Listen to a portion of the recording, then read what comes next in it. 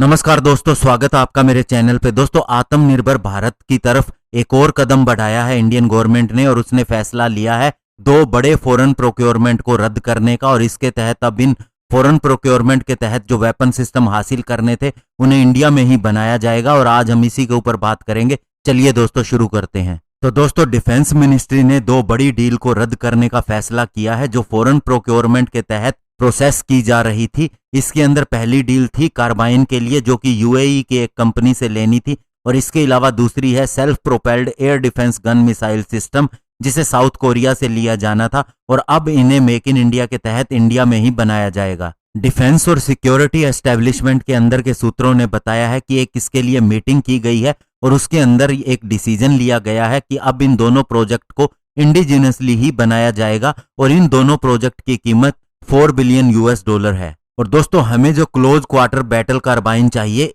इसके ऊपर 2017 से ही बातचीत चल रही है, लेकिन ये डील अभी तक फाइनल नहीं हो पाई थी। और इसके लिए यूएई की एक कंपनी कैरेकल इंटरनेशनल भी चुनी गई थी L1 के लिए। इसने सबसे ज्यादा लो बिड दी थी, और यही कारण था कि माना जा रहा था कि इस डील को फाइनल कर लिया जाएगा। और सितंबर 2018 से अभी तक इस पर कोई फैसला नहीं लिया गया है, और इससे यह भी माना गया था कि फास्ट ट्रैक रूट के जरिए खरीदा जाएगा, लेकिन दोस्तों ये अभी तक हो नहीं पाई थी। और इसके रद्द होने के पीछे सबसे बड़ा कारण बताया जाता है डीआरडीओ और हमारी जो लोकल आर्म्स इंडस्ट्री है, उसका ये कहना कि ये डील बहुत ज्यादा महंगी हो रही है, और हम इससे कम प्राइस के अंदर इसे इंडिया में ही बना सकते हैं। और इस डील के जरिए जो हमें कार्बाइन्स हासिल होती, उनके द्वारा हमारी पुरानी 9mm ब्रिटिश स्टर्लिंग 1A1 सब मशीन गन को रिप्लेस किया जाना था। और आर्मी ने 2017 के अंदर डिसाइड किया था कि फास्ट ट्रैक प्रोक्योरमेंट के तहत 93,895 नई कार्बाइन्स को खरीदा जाएगा, जबकि टोटल डिमांड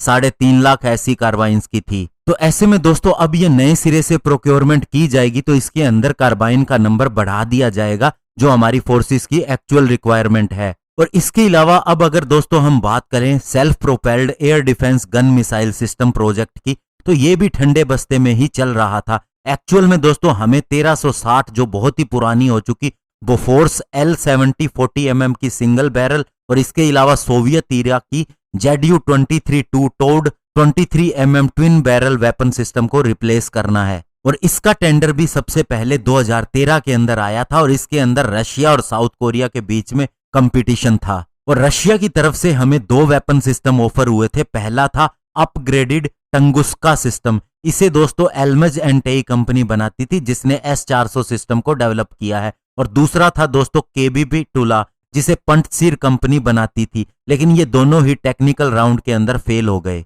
और दूसरा दोस्तों, साउथ कोरिया से जो हमें ऑफर हुआ था वो था हनवा डिफेंस कंपनी का हाइब्रिड बीहो, लेकिन ये भी पूरे टेक्निकल पैरामीटर के ऊपर खरा नहीं उतर पाया। और रशिया की 2018 से मिनिस्ट्री ऑफ डिफेंस को शिकायत थी कि वह साउथ कोरियन सिस्टम को ज्यादा प्रेफरेंस दे रहा है। तो दोस्तों, ये दोनों ही डील फाइनल नहीं हुई थी, और लेकिन अब ये कंफर्म है कि अगले साल तक इसे फाइनल कर दिया जाएगा, और साथ ही इसे लोकल कंपनी को बनाने का मौका दिया जाएगा। तो जो ये मौका मिल रहा है दोस्तों, इससे न केवल हमें अच्छी चीज मिलेगी, बल्कि कम प्राइस पे मिलेगी, और हमारी सारी टेक्निकल जरूरतें पूरी भी होंगी। तो ये आत्मनिर्भर भारत के लिए बहुत ही अच्छी बात होगी। धन्यवाद। जय हिंद।